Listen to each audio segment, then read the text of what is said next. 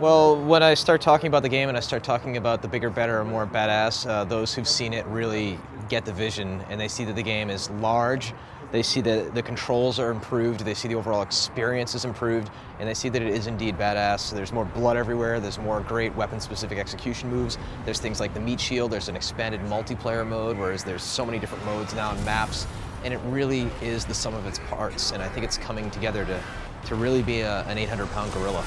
Well, the level that we've shown so far, the assault level, is really just on a scale of 1 to 10 as far as things going on, it's like a 12, right?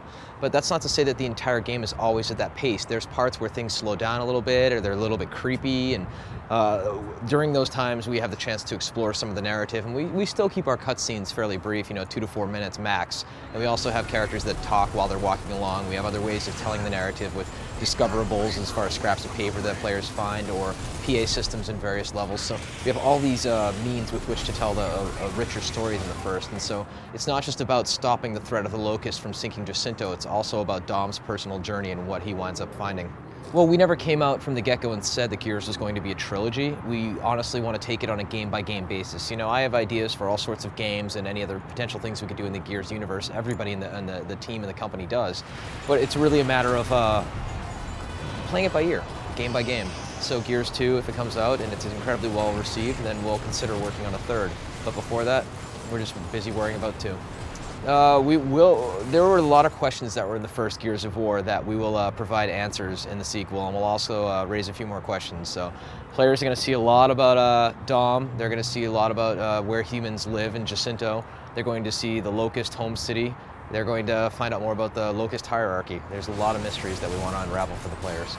We still have a lot of optimizations for the engine, but the engine is an ongoing project for us that we continue to improve, not only for us, but with our partners who are licensees for Unreal Engine. And some of the latest improvements have really shine through in the demonstration as far as destroyable environments, more physics, better character landing models, crowd systems and whatnot. And I think everything's just improving at a breakneck pace. And for this generation, as far as Gears 2 shipping, we're pretty much in optimization mode at this point.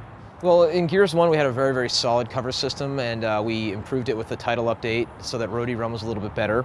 We also improved upon it in Gears PC, and in Gears 2 we're going to continue to cycle on our cover system to make sure that we have, hands down, the best cover system in the industry. And we have so many tweaks, literally hundreds of little tweaks as far as at what angle do you enter cover, and when do you do a SWAT turn, and how do you enter cover when you're roadie running and things like that, that I can't even list all of them, but regardless, it's something that keeps me up at night, and we continue cycling on internally on a regular basis.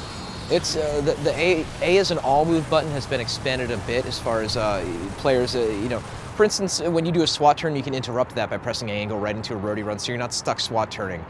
When you dive into cover, you can back off of the cover, and you don't necessarily have to commit to hitting the wall. You can stop it mid-slide. So there's a number of tweaks that we're continuing to iterate on with the cover system.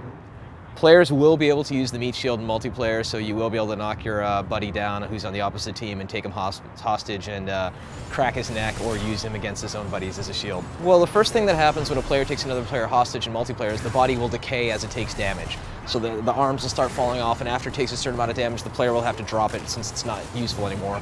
Or he could absorb like a boom shot with the body, at which point the body jibs in his arms, he's covered in blood, and he's like, ew, that was disgusting. The other thing that happens is when a player goes down but not out in the opposite team and he's crawling around, once he's grabbed and taken as a meat shield, the player is considered dead and he goes into the spawn queue. So you're essentially carrying around the husk of the guy, and he could respawn and conceivably shoot his own body. But that's one thing we didn't want players carrying other players around forever.